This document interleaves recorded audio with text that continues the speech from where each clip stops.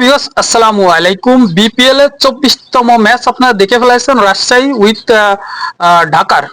ঠিক আছে, ঢাকারে 131 রানে প্যাকেট করেছে রাজশাহী, কিন্তু আপনি স্যাক লাইনি বোলিং দেখলে আপনি পাগল হয়ে যাবেন ভাই। 24টা রান দিয়ে 4টে উইকেট নিয়েছে রিপন মন্ডলের হ্যাটট্রিক।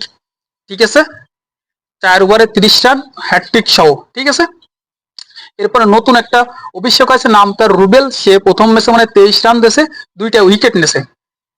ঢাকারে পাত্তাই দিনি। আর সবচেয়ে বড় কথা হচ্ছে সাইফ হাসানের মতো বাজে ব্যাটিং যা শুরু করেছে, সাইফ হাসান নিয়ে আলোচনা না করলে হচ্ছে না ভাই। সাইফ হাসান শেষ ব্যাক টু ব্যাক 2টে ম্যাচে 0 করেছে। টোটাল 8টা ইনিংস খেলেছে, 8টা ইনিংসের মধ্যে তার রান আছে হাইয়েস্ট 22, মানে হাইয়েস্ট স্কোর রান টোটাল 8 ইনিংসে 48 রান করেছে। কি অবস্থা সাইফের?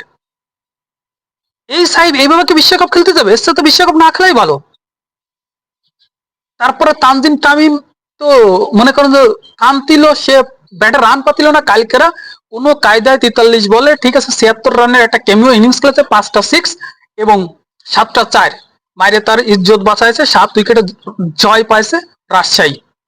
তার ফর্মটাতে সে ফিরে নিয়ে আসে, তার ফর্মটারে ফিরে নিয়ে আসে। ঠিক আছে, এই যে বাজে ফর্ম, এরকম বাজে ফর্ম ধরেছিল, সে অল্প কিছু বল করতে কিছু রান করে যাচ্ছিল তানজিম তামিম, সেটা ঠিক আছে, কিন্তু সাইফের যে অবস্থা, সাইফের যে অবস্থা ভাই, বাংলাদেশ ক্রিকেট টিমের যে ভাইস ক্যাপ্টেন সাইফ, তার যে অবস্থা, সে নিজেই বুঝতে পারতো না সে কিভাবে আউট হচ্ছে। আর স্যাক লাইন রে ভাই আমার সুন্দর লাগতো, কারণ তার আমি প্রথম চিনি এই যে এশিয়ান রাইজিং স্টারে খেলতে হয়েছিল, সেই সময় আমি স্যাক লাইন বোলিং ব্যাটিং লাইন দেখার পরে তারপরে মুগ্ধ হয়ে গেছিলাম।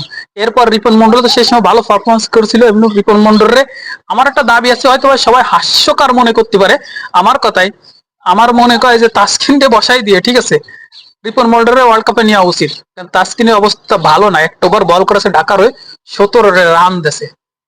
ঠিক আছে, তারা আর পরে বলই দিনি, তারে মিঠুন পরে আর বল করতেই দিনি, বল করতে তারা দিয়ে সাহস পায়নি। ঠিক আছে, ঢাকা তো আউট, ঢাকার অবস্থা করণীয়, একদম শোচনীয় যাই কন। ঠিক আছে, কিন্তু গতবার ঢাকায় খেলা তানজিম তামিম, এইবার রাজশাহীর হয়ে ঢাকার যে ধুলো সুন্দর একটা দোয়া দিছে।